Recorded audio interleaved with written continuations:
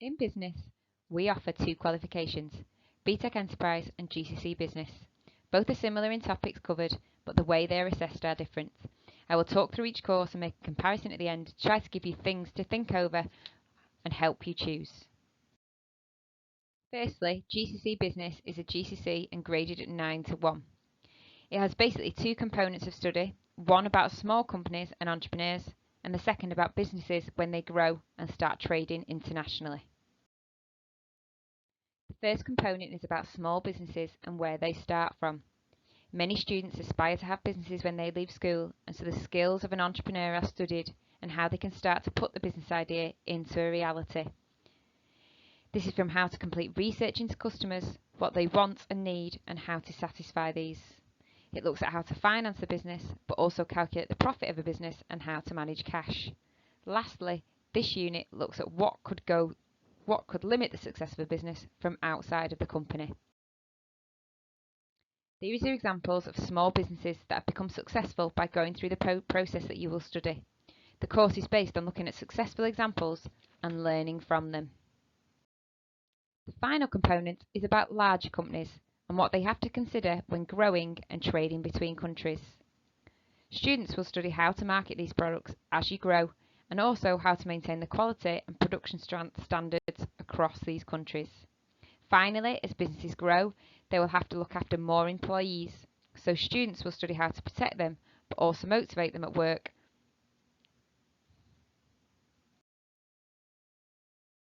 All of these businesses will be looked at some point on how to be a successful company, or not so successful in some cases.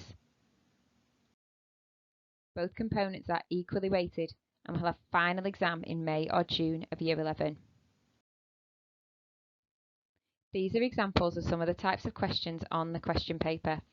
A case study underpins all the questions, so it's vital that students use these within their responses. It ranges from multiple choice to extended questions at the end. The course is a written paper, and so students develop this within the course. How to construct persuasive answers and support it with the case study. Wider reading will also help students do this more, as they will be more comfortable with current affairs and more examples of successful or unsuccessful businesses. The course is made up of 10% numeracy skills, and so some confidence is required in maths for this course. This course allows you to have lots of opportunity to enter various pathways. Many students go on to find apprenticeships, and many go on to study business further at sixth form. The second course that's offered in business is BTEC. This is a vocation course and offers a different form of assessment, even though there is great overlap on the content.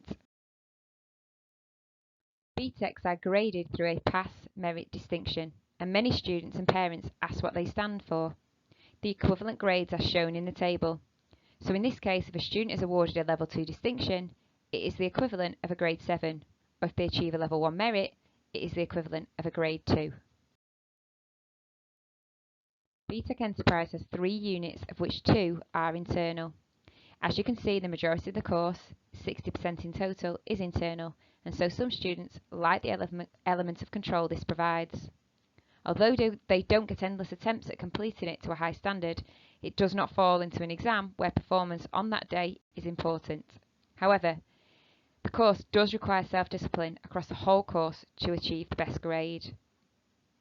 The overall qualification is accumulative, so when all are added together, it will give the overall grade.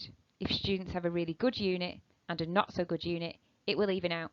Students often like this too. The first component studies the different businesses that exist and looks at why they set up, what they plan to achieve, and what could impact their success, both internal and external of the enterprise. They look at the characteristics and skills needed for an entrepreneur to start and run a successful business. This is drawn together by evaluating what they could do better. The students choose local businesses that they could visit and explore. Often these may be enterprises that they use regularly or that someone they know works at. The second internal unit is all about a business that students want to run. They have to research an idea, plan it so they know what they are selling, to who, for how much, all while considering their competitors' actions. They will complete the financial documents to support the business venture too. Once the business has been planned, students will have to pitch it to their teacher, justifying why it is a good business investment. This is something that students usually love. In all honesty, if the pitch is something that you do not want to do, then this course may not be the best one because it is a compulsory task to gain a pass. The final component is an external exam, completed in May or June of Year 11. This is on promotion and finance of a business. Some of these areas will have been covered in components 1 and 2. The examiner's case study that students have to use to answer the questions. It ranges from multiple choice questions to a 9-mark recommendation question at the end. Skills developed in enterprise are definitely teamwork. While developing your business idea and investigating local businesses, students can pair up to complete the research and support one another through their controlled assessment. It is also important to develop our team working skills, as this is what's expected in the workplace when helping customers and meeting their needs.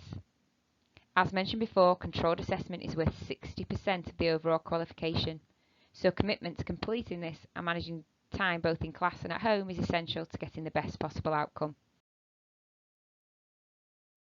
This course allows you to have lots of opportunity to enter various pathways. The vocational element of the course allows the students to develop employability skills that are key to a successful career in business. Many students know they want to do business, but which course? These are the main differences between the two. Many students are influenced by the controlled assessment element. Either they don't want to have an end exam, or they like to find their feet first, study, and then complete a final exam. The pitch is also a big decider. Some students do not want to pitch to others, while some really come into their own and are excellent at it. If you have any questions, please do not hesitate to contact me at school or email me on kcorab@morecambeacademy.co.uk.